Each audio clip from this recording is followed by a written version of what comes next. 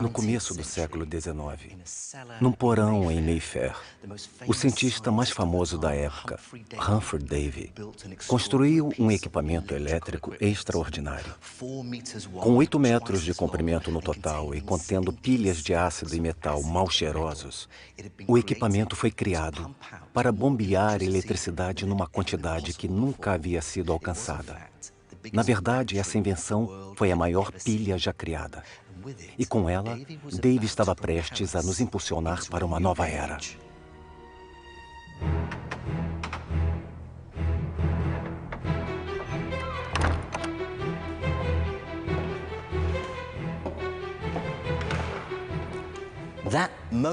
Essa experiência aconteceu durante uma aula no Instituto Real, diante de centenas de londrinos ilustres.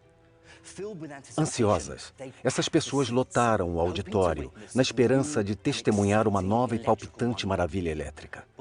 Mas o que elas viram naquela noite foi algo muito especial. Algo que elas nunca mais esqueceriam. Usando apenas 2 bastões de carbono simples, Humphrey Davy estava prestes a liberar o verdadeiro potencial da eletricidade.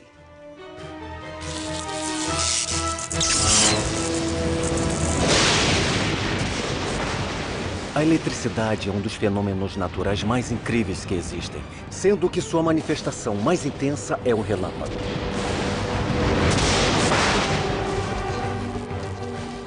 Esta é a história de como começamos a sonhar com formas de controlar essa força natural primitiva e de como conseguimos dominá-la. Vamos contar a história de 300 anos de saltos alucinantes na imaginação e experimentos extraordinários. Dezenas de milhares de volts passaram pelo corpo dele para chegar até a extremidade da lâmpada que ele segurava. Vamos contar a história de gênios rebeldes que usaram a eletricidade para iluminar as cidades e promover a comunicação além-mar e através do ar. Eles a usaram para criar a indústria moderna e a revolução digital. Mas, neste documentário, vamos contar a história dos primeiros cientistas que começaram a desvendar os mistérios da eletricidade. É como se houvesse algo vivo nela. Eles estudaram um elo curioso entre a vida e a eletricidade. Construíram instrumentos estranhos e possantes para criá-la e até conseguiram domar os relâmpagos. Foram esses homens que abriram o caminho para o mundo moderno. E tudo começou com uma faísca.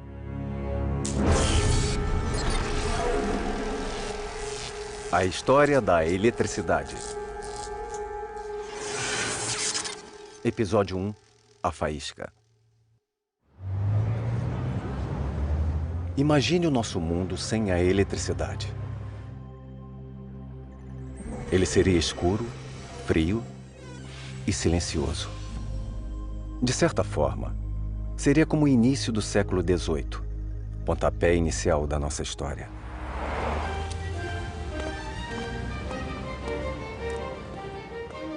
Essa é a Sociedade Real de Londres. No início do século XVIII, depois de um bom tempo vivendo isolado, Isaac Newton finalmente pôde assumir o comando da instituição após a morte de seu arqui-inimigo, Robert Hooke. Newton deu cargos importantes às pessoas do seu círculo para ajudá-lo a se manter na presidência. O novo responsável pelas demonstrações da instituição era Francis Hauksbee, de 35 anos.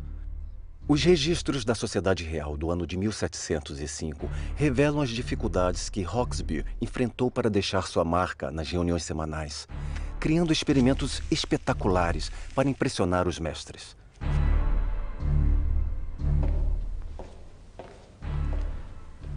Em novembro, ele apareceu com este objeto, uma esfera giratória de vidro. Ele foi capaz de retirar o ar de dentro da esfera usando uma máquina nova, a bomba de ar. Girando a manivela, ele conseguiu girar a esfera. Uma a uma, as velas do salão foram sendo apagadas. Quando Francis encostou a mão na esfera,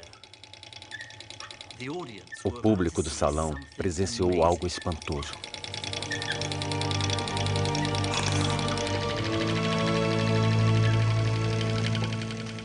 Dentro da esfera de vidro, uma luz estranha começou a se formar, dançando em volta da mão de Francis. Era uma luz que ninguém jamais havia visto. Vejam que coisa incrível. A luz azul faz o contorno da minha mão e depois circunda a esfera. É como se houvesse algo vivo nela.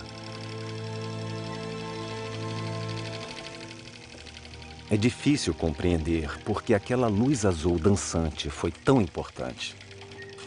Mas é preciso ter em mente que, naquela época, fenômenos naturais como esse eram atribuídos à ação de Deus.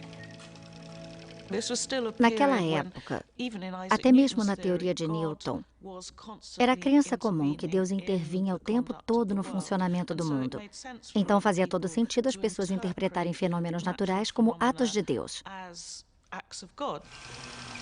Então, o fato de um mero mortal se intrometer nos assuntos de Deus quase escapava totalmente à compreensão racional. Hawksby jamais tomou conhecimento da importância do seu experimento.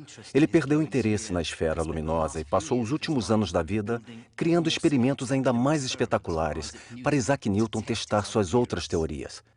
Hawksby jamais notou que deu início a uma revolução elétrica.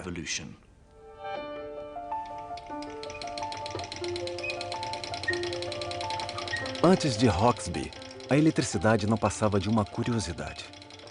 Os gregos da antiguidade esfregavam a mão em âmbar, que eles chamavam de elétron, para provocar choques leves. Até a rainha Elizabeth I ficava encantada com o poder da eletricidade de fazer penas flutuarem. Mas com o girar de uma manivela, a máquina de Hawksby produzia eletricidade, energia essa que podia ser observada. E o mais importante, sua invenção coincidiu com o nascimento de um movimento que varria a Europa naquela época: o Iluminismo. Os partidários dessa linha de pensamento usavam a razão para questionar o mundo, deixando como legado o radicalismo político, a arte iconoclasta e a filosofia natural. Ou melhor, a ciência.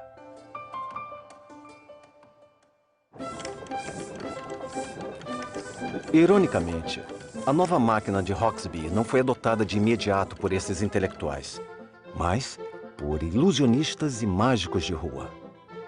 Os indivíduos interessados na eletricidade se autodenominaram eletricistas. Vamos contar um fato ocorrido durante um jantar que teve como convidado um conde austríaco. O eletricista presente pôs penas sobre a mesa e, em seguida, usando um guardanapo de seda, aplicou carga elétrica a um bastão de vidro. O eletricista impressionou os convidados ao levantar as penas usando apenas o bastão. Depois, aplicou uma carga elétrica a si mesmo, usando uma das máquinas de Hawksby. E saiu distribuindo leves choques entre os convidados, para o deleite de todos. Mas o destaque da apresentação foi o momento em que ele colocou um copo de conhaque sobre a mesa, reaplicou a carga elétrica em si mesmo e conseguiu acender uma chama no copo com a ponta do dedo.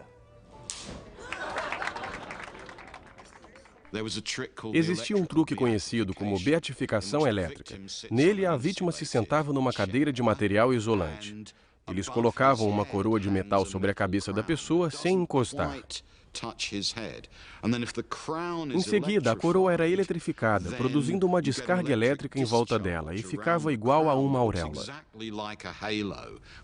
Daí o nome do truque, beatificação elétrica. Conforme a Inglaterra e o resto da Europa demonstravam um interesse cada vez maior pela eletricidade, os espetáculos foram ficando cada vez maiores. E os eletricistas mais curiosos passaram a se fazer perguntas. Como podemos deixar nossas apresentações maiores e melhores? Mas também como vamos conseguir controlar essa força espantosa? Outros questionavam se o fogo elétrico poderia servir para algo mais além do entretenimento.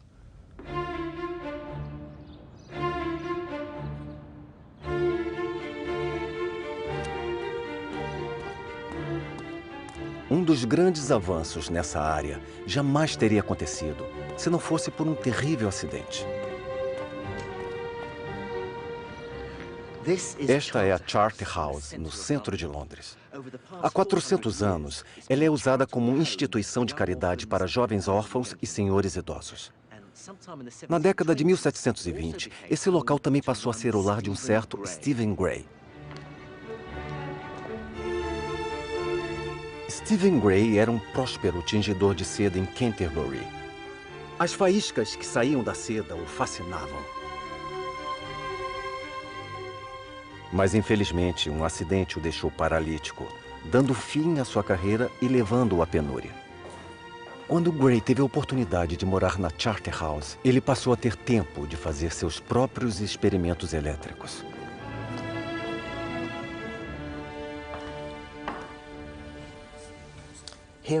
Aqui na Charterhouse, provavelmente neste salão, Stephen Gray construiu uma moldura de madeira. Na parte de cima, ele prendeu 2 balanços usando cordas de seda. Ele também contava com um dispositivo igual a este, uma máquina de Hawksby, para gerar eletricidade estática. Diante de uma grande plateia, Gray pediu a um dos órfãos residentes da casa para se deitar nos balanços. Gray pôs folhas de ouro diante do menino.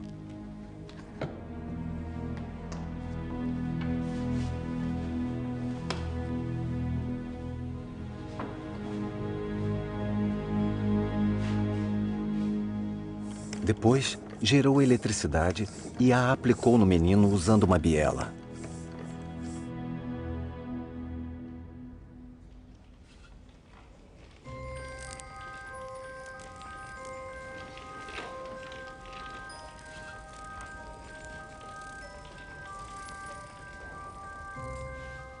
As folhas de ouro e até mesmo penas saltaram na direção dos dedos do menino. Algumas pessoas da plateia disseram que conseguiram ver faíscas escapando da ponta dos dedos. Foi um verdadeiro show.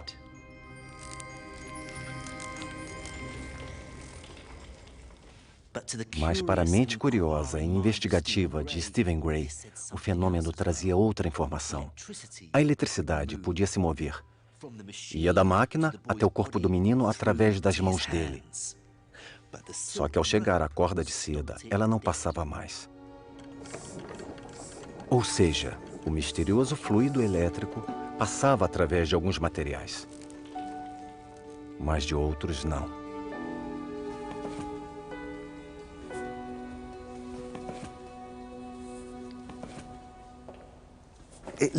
Essa constatação levou Gray a dividir o mundo em 2 tipos de substâncias: as isolantes e as condutoras. As isolantes retinham a carga elétrica, impedindo-a de se movimentar, como era o caso da seda, do cabelo, do vidro e da resina. Já as substâncias condutoras permitiam a passagem da corrente elétrica, como o menino e os metais. Essa distinção é crucial até nos dias de hoje. Vejamos essas torres de transmissão. Elas funcionam graças ao mesmo princípio usado por Gray quase 300 anos atrás. Os cabos são condutores, enquanto os objetos de vidro e cerâmica entre os cabos e os metais das torres são materiais isolantes. Eles impedem que a eletricidade vaze dos cabos para as torres e delas para a terra.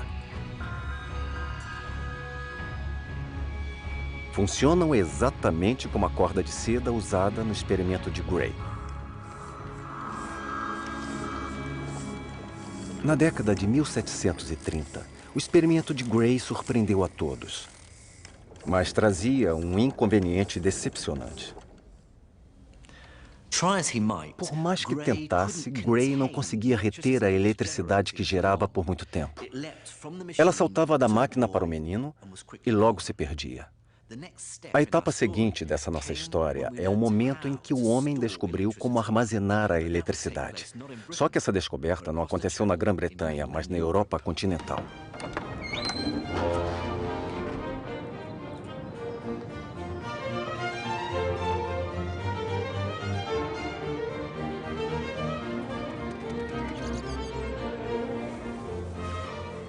Do outro lado do Canal da Mancha, os eletricistas viviam tão atarefados quanto os colegas britânicos. Um desses centros de pesquisa ficava aqui em Leiden, na Holanda.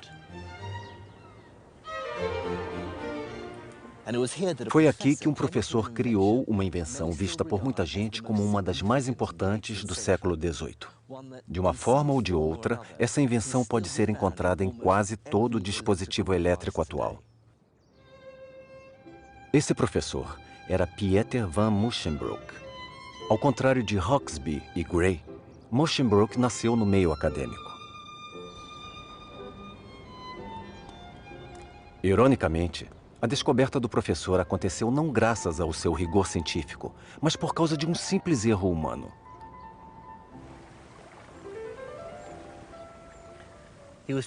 Ele vinha tentando encontrar uma forma de armazenar a carga elétrica para suas demonstrações. Seus raciocínios eram tão intensos que quase dava para ouvir o momento em que ele tentou chegar à resposta. Se a eletricidade flui mais ou menos como a água, então talvez seja possível armazenar a energia tal como se faz com água. Musschenbroek foi ao laboratório para tentar criar um dispositivo de armazenamento de eletricidade. Para isso, ele pensou de forma literal. Ele encheu uma garrafa de vidro com água. Depois, colocou dentro da água um fio condutor ligado pela parte de cima a uma máquina elétrica de Hauksbee. Em seguida, pôs a garrafa sobre um material isolante para ajudar a manter a carga elétrica dentro dela. Depois, ele tentou mandar para dentro da garrafa a eletricidade que estava produzindo na máquina através do fio que havia mergulhado na água. Mas, por mais que tentasse, a carga elétrica não permanecia dentro da garrafa. Um dia, por acidente, ele se esqueceu de pôr o isolante debaixo do recipiente, mas aplicou a carga mesmo assim e ainda por cima segurando a garrafa.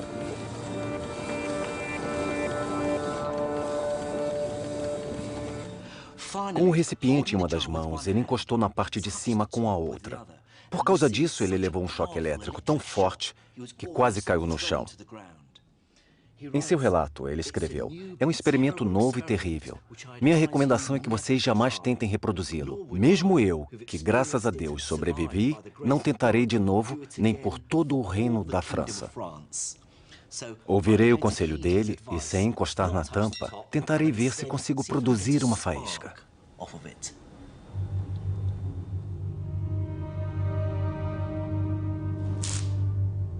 A força da eletricidade que saiu da garrafa de água foi maior do que qualquer coisa vista antes.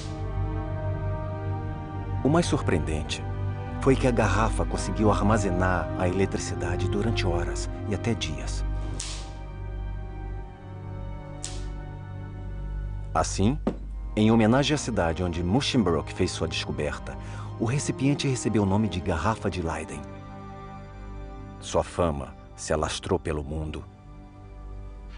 De forma muito rápida, a partir de 1745 até o final da década, a notícia sobre a garrafa de Leiden se espalhou mundo afora. Vai do Japão, no Extremo Oriente, até a Filadélfia, nos Estados Unidos. O fato se tornou uma das notícias que se espalharam mais rapidamente pelo mundo.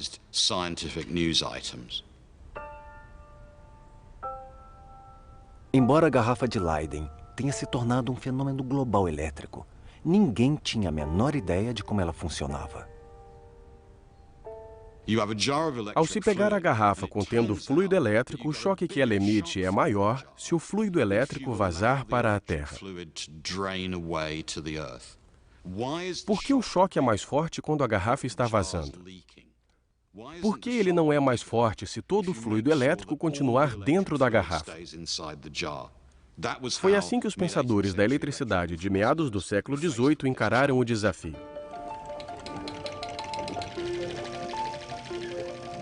Sem dúvida, a eletricidade era uma maravilha sensacional. Ela liberava choques e faíscas, podia se deslocar e ser armazenada. Mas o que ela era, como funcionava e por que fazia aquelas coisas todas, ainda continuava sendo um grande mistério.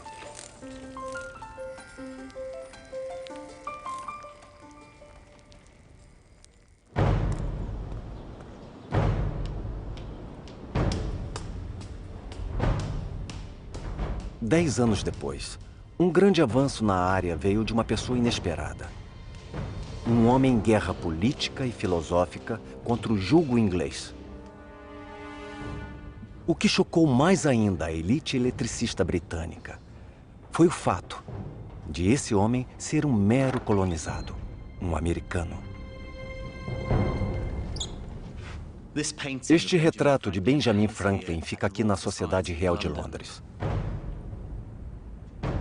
Ele era um defensor ferrenho da emancipação dos Estados Unidos e via a busca pela ciência racional, em particular a eletricidade, como uma forma de combater a ignorância e o culto a falsos ídolos e, em última instância, sua elite intelectual colonizadora.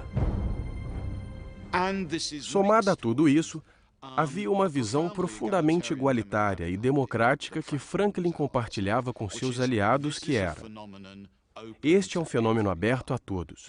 Temos algo aqui que a elite não entende, mas que nós podemos vir a entender.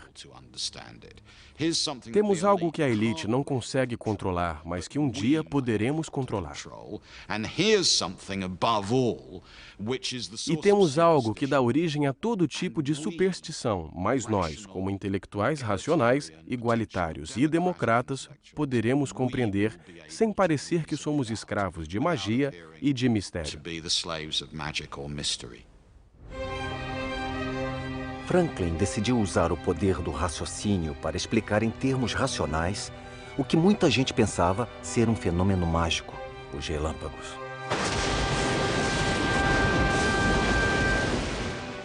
Esta talvez seja a imagem científica mais famosa do século XVIII. Nela, Benjamin Franklin, o cientista heróico, aparece soltando uma pipa em meio a uma tempestade, provando que o relâmpago é de natureza elétrica. Embora tenha proposto o experimento, é quase certo que Franklin jamais o tenha executado. O mais provável é que o experimento mais importante de Franklin até tenha sido uma proposta dele, mas jamais foi executado por ele. Na verdade, o experimento nem foi realizado nos Estados Unidos. Ele foi executado aqui no pequeno vilarejo ao norte de Paris, chamado Marly-la-Ville. Os franceses tinham adoração por Franklin, principalmente por sua militância anti-britânica, e assumiram a tarefa de realizar suas ideias de experimentos sem que ele estivesse presente. Eu fui ao local exato onde o experimento foi realizado.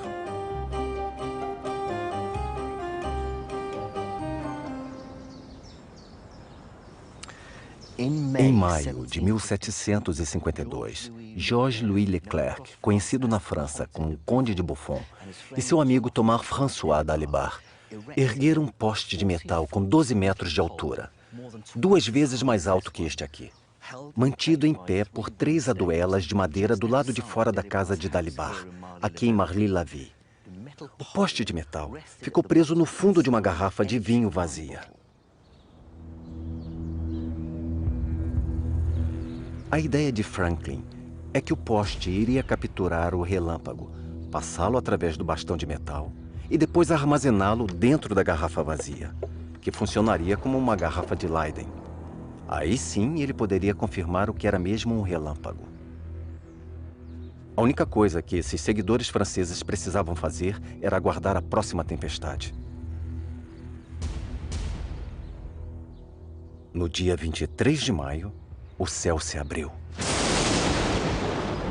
Às 12 horas e 20 minutos, ouviu-se uma forte trovoada quando o relâmpago atingiu a extremidade do poste. Quando um dos assistentes foi correndo até a garrafa, uma faísca escapou do metal até o dedo dele, fazendo um barulho alto e soltando um cheiro forte de enxofre que lhe queimou a mão. A faísca revelou a verdadeira natureza do relâmpago.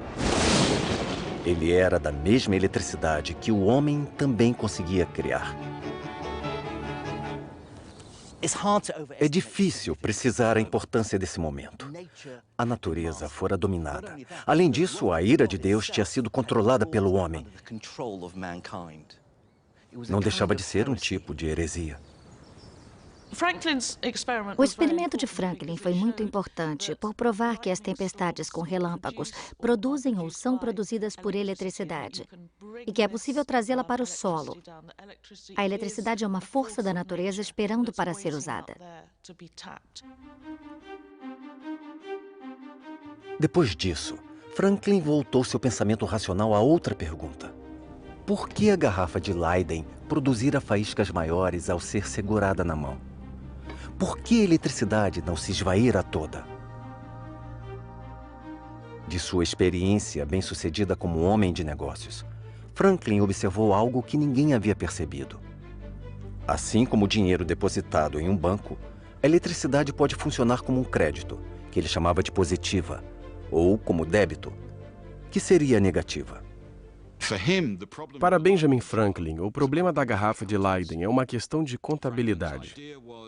Ele dizia que todo o corpo tem, em volta de si, uma atmosfera elétrica e que todos os corpos têm uma quantidade natural de fluido elétrico. Caso essa quantidade seja grande, dizemos que o corpo é positivo. Se for pequena, dizemos que é negativo. E a natureza se organiza de uma forma tal que os positivos e negativos estão em constante busca de equilíbrio, como seria a economia ideal dos Estados Unidos. Segundo Franklin, a eletricidade seria uma carga elétrica positiva, sempre buscando anular a carga negativa. Para ele, isso explicaria o mistério da garrafa de Leyden.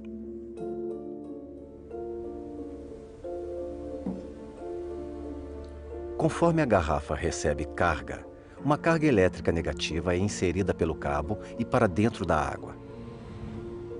Se a garrafa estiver em cima de um material isolante, uma pequena quantidade se acumula na água.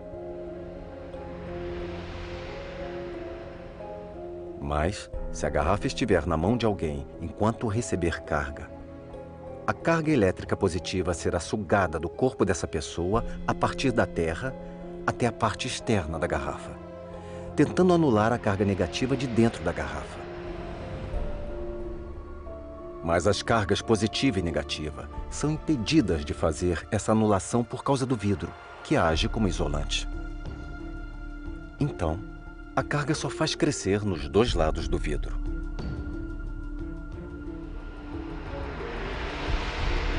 Encostar na parte de cima da garrafa com a outra mão fecha o circuito, permitindo que a carga negativa da parte interna passe pela mão para a parte positiva do lado de fora, finalmente anulando-a. A movimentação dessa carga causa um choque forte e muitas vezes a formação de faíscas.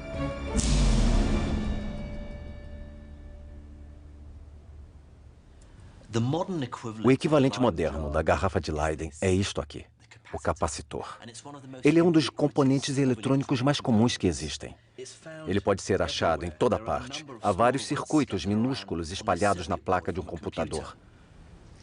Eles ajudam a desobstruir oscilações elétricas, protegendo assim componentes sensíveis até mesmo nos circuitos elétricos mais modernos.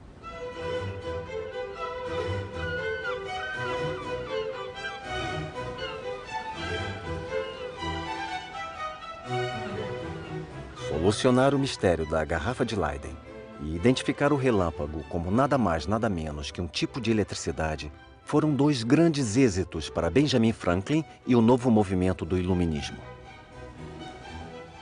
Mas as forças mercantilistas e comerciais que ajudaram a alimentar o iluminismo estavam prestes a lançar um mistério elétrico novo e ainda mais desconcertante. Um tipo totalmente novo de eletricidade.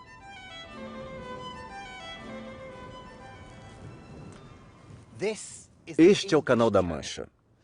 Nos séculos 17 e 18, boa parte da riqueza do mundo circulou nessas águas, saindo de todos os cantos do Império Britânico e de outras partes, a caminho de Londres. As especiarias da Índia, o açúcar do Caribe, o trigo da América e o chá da China. Mas é claro que não se faziam apenas trocas comerciais. Novas espécies animais e vegetais vindas do mundo inteiro invadiram Londres. Inclusive uma em especial que deixou os eletricistas fascinados. Chamado de tremelga, este peixe faz parte das histórias de pescadores. Ao que constava, sua picada seria capaz de derrubar um homem. Quando os eletricistas começaram a estudar a picada provocada por esse peixe, viram que, estranhamente, ela era semelhante ao choque produzido pela garrafa de Leyden. Será que a picada desse peixe seria, na verdade, um choque elétrico? A princípio, muitos acharam que o choque da tremelga fosse lenda. Alguns diziam que provavelmente era apenas a picada do peixe, enquanto outros afirmavam que não poderia ser um choque, porque sem faísca não era eletricidade. Mas tudo isso era um mistério estranho e inexplicável. Os segredos do peixe tremelga só começaram a ser desvendados graças a algumas mentes mais excêntricas e geniais da comunidade científica britânica.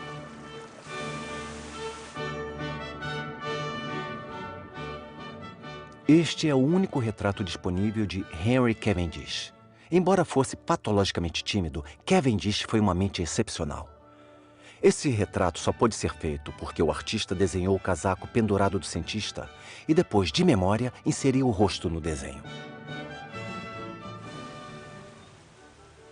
Cavendish veio de família muito rica, os Devonshire, os donos da mansão Chatsworth, localizada em Derbyshire. Mas Henry Cavendish decidiu abrir mão da fortuna e status da família para viver em Londres, perto da sua adorada sociedade real. Lá ele teria a oportunidade de se dedicar à paixão dele, à ciência experimental. Ao saber da existência do peixe tremelga, ele ficou intrigado. Um amigo escreveu para Cavendish: "Nessa minha primeira experiência com peixe tremelga, eu constatei que ele emite eletricidade. Mas eu pergunto, como? Para entender como um ser vivo era capaz de produzir eletricidade, Cavendish decidiu criar seu próprio peixe artificial. Aqui nós vemos os projetos do cientista. 2 garrafas de Leyden no formato de peixe enterradas na areia. Ao ser tocada, a areia soltava um choque forte. Esse modelo convenceu Cavendish de que o peixe tremelga era elétrico. Mas o cientista ainda tinha um problema inoportuno. Embora o peixe real e o peixe artificial de Cavendish dessem choques fortes, o peixe de verdade nunca soltava faísca. Isso deixou Cavendish intrigado. Como eles poderiam ter o mesmo tipo de eletricidade se não agiam da mesma forma? Cavendish passou o inverno de 1773 trabalhando em laboratório, tentando achar uma resposta. Foi na primavera que ele teve a resposta. A sacada de Cavendish foi conseguir apontar a diferença entre a quantidade e a intensidade de eletricidade. O peixe de verdade produzia o mesmo tipo de eletricidade, mas menos intensa. Para mim, que sou físico, essa foi uma virada crucial, pois marcou o instante em que 2 ideias científicas muito inovadoras surgiram pela primeira vez. Aquilo que Cavendish chamou de quantidade de eletricidade é o que hoje conhecemos como carga elétrica, e a intensidade é a diferença de potencial ou voltagem. Assim, o choque da garrafa de Leyden tinha alta voltagem, mas carga baixa, enquanto o peixe tremelga apresentava voltagem baixa com carga elétrica alta. É possível mensurar isso. Ali no fundo do aquário, debaixo da areia, há um peixe tremelga do tipo marmorata. É uma arraia elétrica. Dá para ver os olhos saltando da areia. Esse peixe aí é uma fêmea adulta. Eu vou medir a eletricidade que ela emite usando esta isca.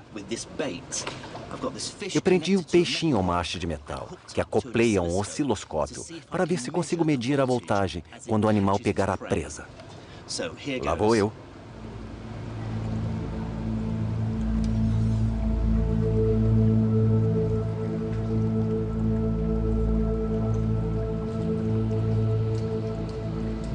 Oh, there's one. Já teve um.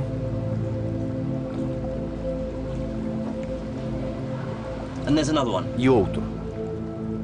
O peixe deu um choque de mais ou menos 240 volts, a mesma da eletricidade usada em residências, mas mesmo assim, 10 vezes menor que o choque da garrafa de Leiden.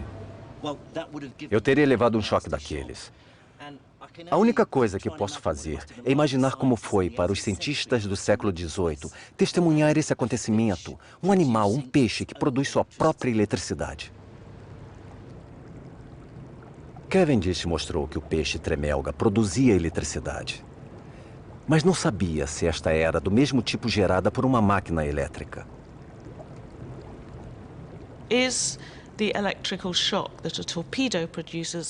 O choque que o peixe dá é o mesmo choque emitido por uma máquina ou são tipos diferentes? Será que existe uma eletricidade gerada artificialmente e outra que só é gerada em seres vivos? Esse é um debate que dividiu opiniões por décadas.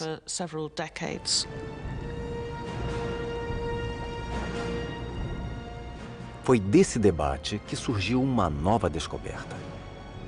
Foi constatado que a eletricidade não precisava se manifestar apenas como uma faísca ou um choque curto, mas que podia ser contínua e que a geração de eletricidade contínua impulsionaria a humanidade para a nossa era moderna.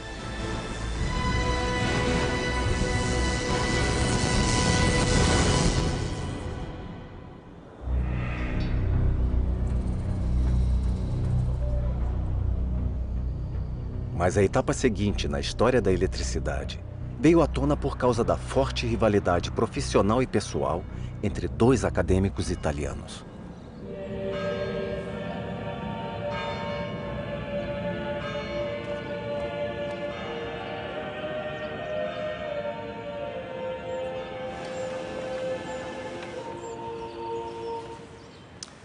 Estou na Universidade de Bolonha, uma das mais antigas da Europa. No final do século XVIII, a cidade de Bolonha estava sob domínio de Roma, Estado papal, ou seja, tinha poder, mas era de pensamento conservador. Já era algo arraigado no cristianismo tradicional. Deus no céu controlava a terra, mas os mortais não podiam saber a forma como ele controlava o mundo. Não nos cabia entender Deus, apenas servi-lo. Um dos gênios da universidade era o anatomista Luigi Aloisio Galvani. No entanto, numa cidade próxima, um eletricista rival estava prestes a questionar Galvani.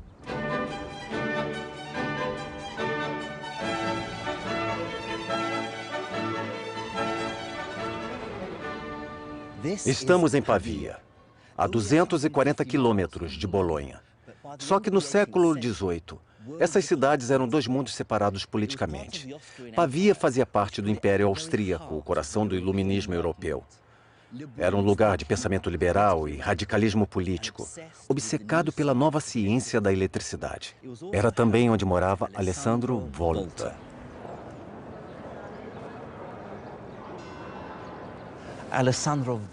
Alessandro Volta era muito diferente de Galvani. Nascido numa família lombarda, era jovem, arrogante, carismático, mulherengo e gostava de uma polêmica. Ao contrário de Galvani, Alessandro Volta gostava de exibir seus experimentos em palcos internacionais para qualquer plateia. As ideias de Alessandro eram desassociadas dos dogmas religiosos de Galvani. Assim como Benjamin Franklin e os iluministas europeus, ele era a favor do pensamento racional e de que a verdade científica, como um deus grego, acabaria com a ignorância. A superstição era o inimigo. A razão, o futuro. Esses dois homens tinham um fascínio pela eletricidade. Suas diferentes visões de mundo moldaram a forma como eles a estudaram.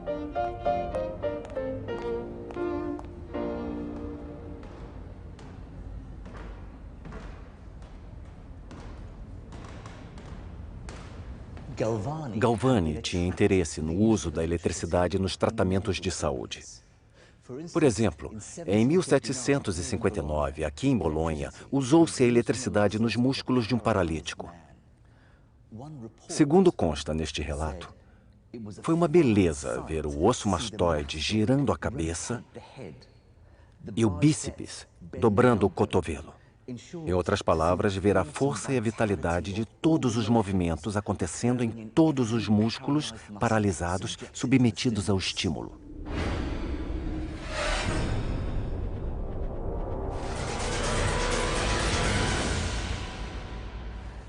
Galvani acreditava que esses exemplos mostravam que o corpo humano funciona usando eletricidade animal. Essa eletricidade seria um fluido que sairia do cérebro e correria pelos nervos até os músculos, onde então se transformaria em movimento. Para provar essa hipótese, ele criou uma série de experimentos terríveis.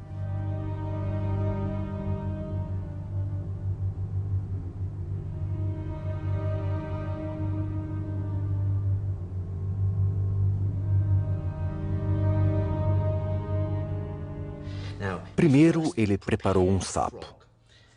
Segundo o relato escrito dele, o sapo estava sem pele, sem as vísceras. Só os membros inferiores mantinham-se juntos graças aos nervos crurais. No meu caso, eu mantive meu sapo quase intacto, mas deixei os nervos que ligam as pernas à vista. Depois, ele usou a máquina elétrica de Hauksbee para gerar uma carga eletrostática, que depois de se acumular, passaria neste braço e cairia no fio de cobre. Depois, ele ligou o fio de cobre com carga ao sapo e outro ao nervo bem acima da perna. Vejamos o que acontece. A perna do sapo se mexe assim que encosta o fio no nervo. De novo. Segundo Galvani, o que acontecia era o seguinte. Havia um tipo especial e estranho de entidade no músculo do animal, e ele chamava essa entidade de eletricidade animal. Não era a eletricidade comum, era uma eletricidade inerente aos seres vivos. Para Alessandro, o conceito de eletricidade animal cheirava a superstição e magia. E assim não deveria ter espaço dentro do contexto da ciência iluminista. Alessandro Volta tinha uma visão bem diferente do experimento em relação a Galvani. Ele acreditava ter revelado algo totalmente novo. Segundo Volta, as pernas do sapo se mexeram não por causa da liberação de eletricidade do animal, mas por causa de uma eletricidade artificial vinda de fora. As pernas funcionaram só como um indicador. Só se mexeram por causa da eletricidade emitida pela máquina de Hauksbee. De volta a Bolonha, Galvani teve uma reação furiosa às ideias de Alessandro Volta. Ele acreditava que o rival havia ultrapassado os limites das experiências com eletricidade para entrar no âmbito de Deus, cometendo assim uma heresia. Acreditar na existência de um espírito como a eletricidade, produzi-la artificialmente e afirmar que aquele espírito, aquela força viva era a mesma coisa que algo produzido por Deus, que Deus havia colocado num ser vivo, era considerado um sacrilégio. Isso porque essa afirmação eliminava a divisão entre o mundo de Deus e o mundo material.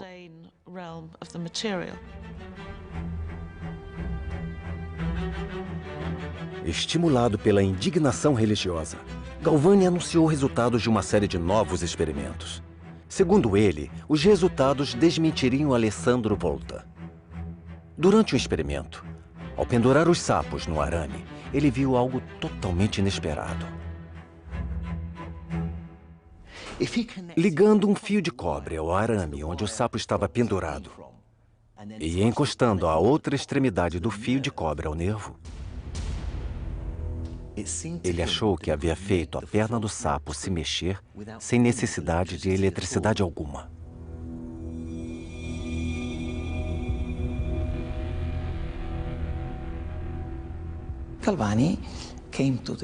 Galvani concluiu que deve ter sido algo dentro do sapo, mesmo morto, que continuou produzindo eletricidade após a morte do animal. E que, de alguma forma, os arames estavam liberando essa eletricidade. No mês seguinte, Galvani focou seus experimentos ao isolamento dessa eletricidade animal usando combinações de sapo, arames, garrafas de Leyden e máquinas elétricas. Segundo Galvani, essas experiências provavam que a eletricidade vinha de dentro do sapo. Os músculos do anfíbio eram as garrafas de Leyden, que acumulavam fluido elétrico e depois o liberavam abruptamente. No dia 30 de outubro de 1786, Galvani publicou suas descobertas no livro De Animale Electricitate, ou Da Eletricidade Animal. Galvani tinha tanta confiança nas suas novas ideias que mandou uma cópia do livro para o rival Volta.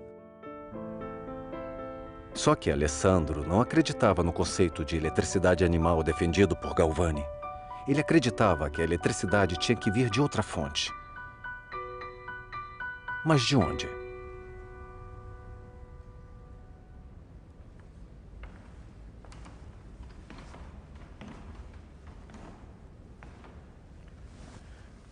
Na década de 1790, aqui na Universidade de Pavia, muito provavelmente neste salão, batizado de Alessandro Volta, o próprio iniciou sua busca pela nova fonte de eletricidade. Ele desconfiava dos metais que Galvani usara para fazer mover as pernas dos sapos. A curiosidade de Alessandro Volta estava aguçada por causa de um fenômeno incomum com o qual ele havia se deparado: o gosto das combinações de metais. Ele descobriu que ao pegar duas moedas de metais diferentes, colocá-las na ponta da língua e depois deixar uma colher de prata em cima delas, sentia uma espécie de formigamento muito semelhante ao sentido com uma descarga da garrafa de Leyden. Volta concluiu que era possível sentir o gosto da eletricidade e que ele devia ser o resultado do contato dos metais diferentes das moedas e da colher. Sua teoria foi um tapa na cara de Galvani. A perna do sapo se mexeu não por causa da eletricidade do animal, mas por causa de uma reação à eletricidade dos metais. Só que a eletricidade gerada pelas moedas era muito fraca. Como daria para deixá-la mais forte?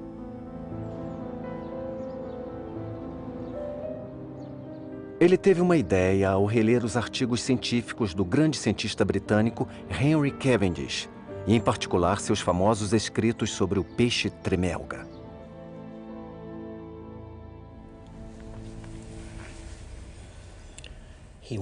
Ele decidiu estudar o peixe tremelga mais a fundo, principalmente os padrões repetidos das cavidades no dorso do animal. O cientista queria saber se o padrão repetido do peixe era a resposta para entender o choque forte que ele soltava. Talvez cada cavidade do peixe funcionasse como as moedas e a colher. Cada uma geraria uma pequena quantidade de eletricidade. O choque forte talvez pudesse ser explicado por causa do padrão de cavidades repetidas.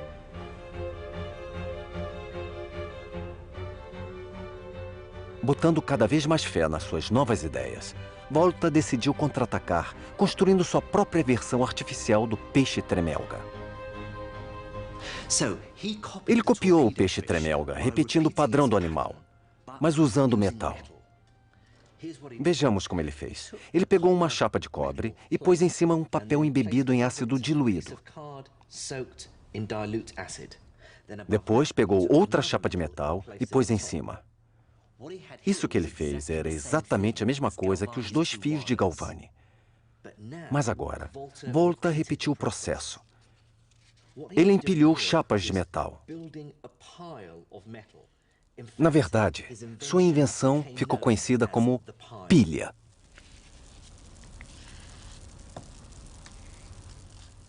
Mas a grande revelação era o que a pilha podia fazer. Volta testou a pilha em si mesmo. Vejamos, ele prendeu 2 fios a cada um dos lados da pilha e as outras extremidades dos fios à língua.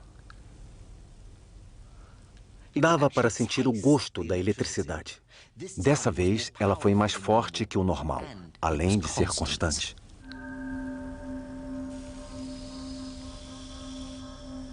Foi assim que Alessandro Volta criou a primeira pilha. A máquina não era mais elétrica e mecânica. Ela era somente elétrica. Ele provou várias coisas. Provou que uma máquina que imitasse o peixe podia funcionar. Provou que o contato de metal ou eletricidade dos diferentes metais funcionava e que, assim, ele vencia a polêmica com Galvani. As pilhas do Alessandro Volta mostraram que era possível criar todos os fenômenos da eletricidade animal sem a presença dos animais. Do ponto de vista do Alessandro Volta, Galvani estava enganado, pois não haveria nada de especial na eletricidade dos animais.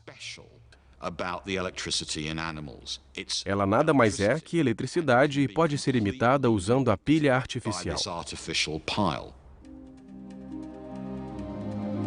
Mas a maior surpresa para Alessandro Volta foi que a eletricidade por ela gerada era contínua.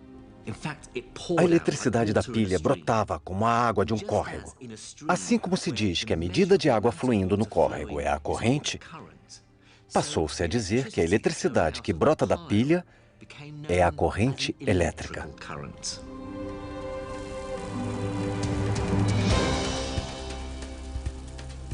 "200 anos depois de Alessandro Volta, finalmente entendemos o que é a eletricidade de fato. Os átomos dos metais, assim como todos os átomos, têm elétrons com carga elétrica em volta do núcleo. Mas no caso dos metais, os átomos compartilham seus elétrons externos entre si de uma forma própria. Ou seja, os elétrons conseguem passar de um átomo para outro. Se esses elétrons se movimentam na mesma direção ao mesmo tempo, o efeito cumulativo é uma movimentação da carga elétrica. Esse fluxo de elétrons é o que chamamos de corrente elétrica.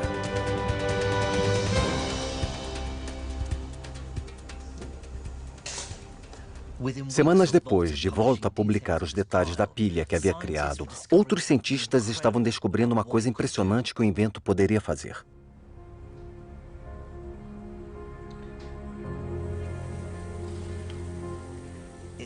O efeito da pilha na água foi totalmente inesperado. O fluxo constante de carga elétrica na água fez com que ela se desmembrasse nos componentes que a formam, os gases, oxigênio e hidrogênio. E assim, a eletricidade anunciava o alvorecer de uma nova era, onde a eletricidade deixava de ser um mero objeto de curiosidade para se tornar algo realmente útil. Graças à eletricidade fluindo de forma constante, foi possível isolar novos elementos químicos com mais facilidade. Isso abriu caminho para desenvolver a química, a física e a indústria moderna. A pilha de Alessandro Volta mudou tudo.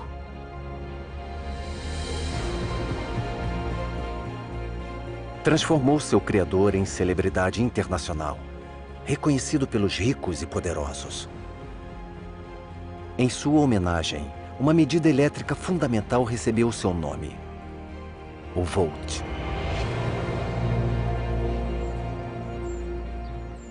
No entanto, o rival de Alessandro não aceitou bem a derrota. Deprimido e empobrecido, Luigi Aloisio Galvani faleceu no dia 4 de dezembro de 1798.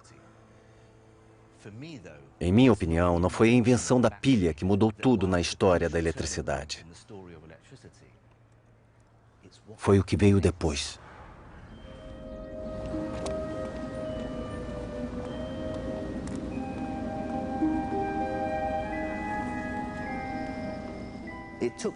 O fato ocorreu no Instituto Real de Londres. Esse momento marcou o fim de uma era e o início de outra. O acontecimento foi supervisionado por Humphrey Davy. Ele foi o primeiro de uma nova geração de eletricistas jovens, presunçosos e fascinados pelas possibilidades oferecidas pela corrente elétrica contínua. Em 1808, ele construiu a maior pilha do mundo. Ela ocupava uma sala inteira no subsolo da Sociedade Real e tinha mais de 800 pilhas voltaicas grudadas. Ela deveria chiar e soltar fumaça com cheiro de enxofre. Numa sala iluminada por uma tecnologia secular, velas e lâmpadas de óleo, Dave ligou a pilha a 2 filamentos de carbono e uniu as pontas.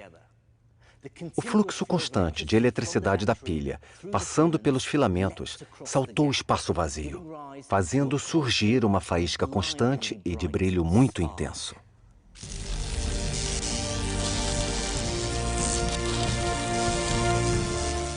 E das sombras, fez-se a luz.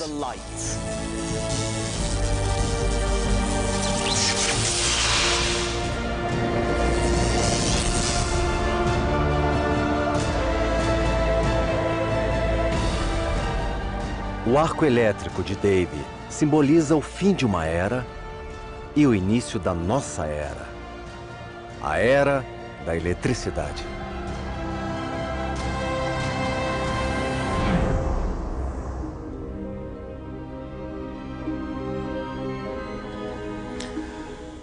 Mas há um personagem sinistro nesta história toda. Em 1803, Giovanni Oldini, sobrinho de Galvani, chegou a Londres com um experimento pra lá de assustador. Um assassino condenado chamado George Forster tinha acabado de ser enforcado na cidade de Newgate. Depois de retirado da forca, o corpo foi levado diretamente para o auditório, onde Eudine começaria sua obra macabra. Usando uma pilha voltaica, ele começou a aplicar uma corrente elétrica ao cadáver do condenado. Depois, ao inserir um condutor elétrico no ânus do cadáver e o outro na parte de cima da coluna vertebral, o corpo flácido de Forster ficou em posição ereta. A coluna se arqueou e se contorceu. Por um instante, Eudine teve a impressão de que o cadáver tinha ganhado vida. Criou-se a impressão de que a eletricidade tinha a capacidade de ressuscitar os mortos. Esse caso teve impacto profundo na jovem escritora Mary Shelley.